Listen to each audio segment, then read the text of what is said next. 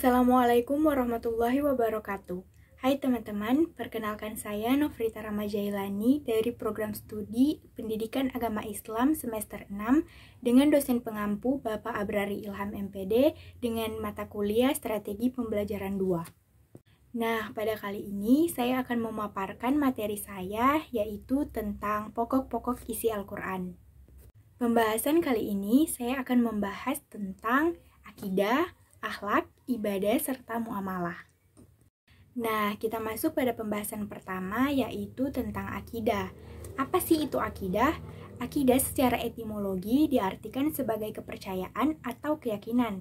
Sedangkan secara terminologi, akidah ini diartikan sebagai meyakini dengan sepenuh hati, kemudian dinyatakan dengan lisan, dan dimanifestasikan dalam bentuk amal perbuatan.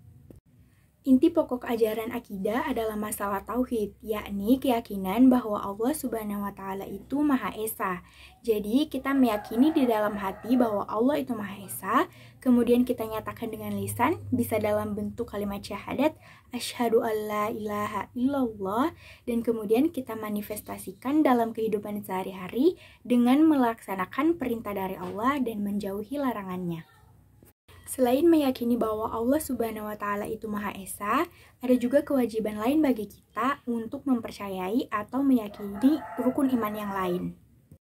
Salah satu ayat yang berkaitan dengan akidah yang saya pakai di sini adalah Quran Surat Al-Ikhlas ayat 1-4 yang berbunyi, Bismillahirrohmanirrohim, Qul huwallahu ahad, Allahu somad, lam yalid walam yulad, walam yakul lahu kufuwan ahad.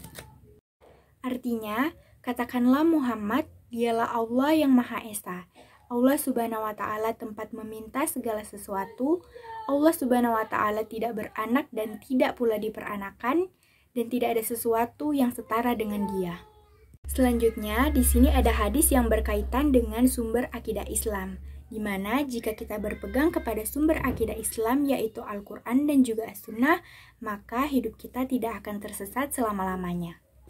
Kita masuk pada pembahasan yang kedua, yaitu tentang akhlak.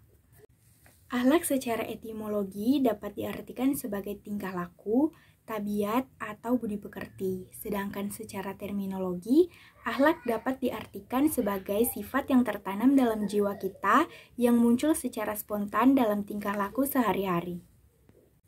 Dalam Al-Quran, kita diajarkan untuk berperilaku atau berakhlak baik sesuai dengan akhlak Rasulullah SAW, sebagaimana dijelaskan dalam Quran Surah Al-Ahzab ayat 21, bahwa telah ada pada diri Rasulullah itu suri teladan yang baik bagi dirimu. Jadi, hendaklah kita mengikuti perilaku atau akhlak yang telah dicontohkan oleh Rasulullah.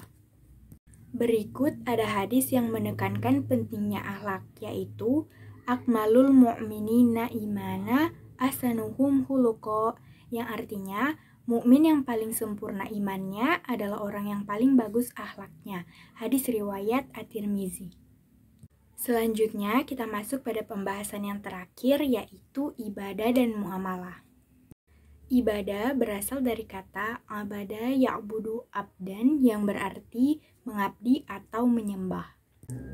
Ibadah merupakan bentuk kepatuhan atau ketundukan yang ditimbulkan oleh perasaan yakin terhadap kebesaran Allah Subhanahu wa Ta'ala sebagai satu-satunya Tuhan yang berhak disembah. Jadi, ibadah merupakan bentuk kita patuh dan tunduk atas kebesaran Allah Subhanahu wa Ta'ala, dan kita yakin bahwa Allah adalah satu-satunya Tuhan yang patut kita sembah. Selanjutnya ada muamalah. Di dalam Al-Quran, selain diatur hubungan kita dengan Allah Sang Maha Pencipta, kita juga diatur hubungannya dengan manusia lain. Nah, hubungan antar manusia ini disebut dengan muamalah. Ayat yang berkaitan dengan ibadah salah satunya ada dalam Quran Surat Az-Zariyat ayat 56 yang berbunyi, Bismillahirrohmanirrohim, wa ma khalaqtul jinna wal insa illa liya'budun, yang artinya, aku tidak menciptakan jin dan manusia, melainkan agar mereka beribadah kepadaku. Selanjutnya, ayat yang berkaitan dengan muamalah salah satunya ada dalam Quran Surat Al-Baqarah ayat 282 yang menjelaskan bahwa ketika kita melakukan kegiatan utang piutang, maka hendaklah kita menuliskannya dengan benar. Nah, dari materi tersebut, marilah sama-sama kita memperbaiki akidah, akhlak, ibadah, dan muamalah kita sesuai yang telah diajarkan oleh Al-Quran. Baiklah teman-teman, itulah pemaparan materi dari saya. Semoga apa yang saya sampaikan dapat memberikan manfaat. Terima kasih telah menonton. Wassalamualaikum warahmatullahi wabarakatuh.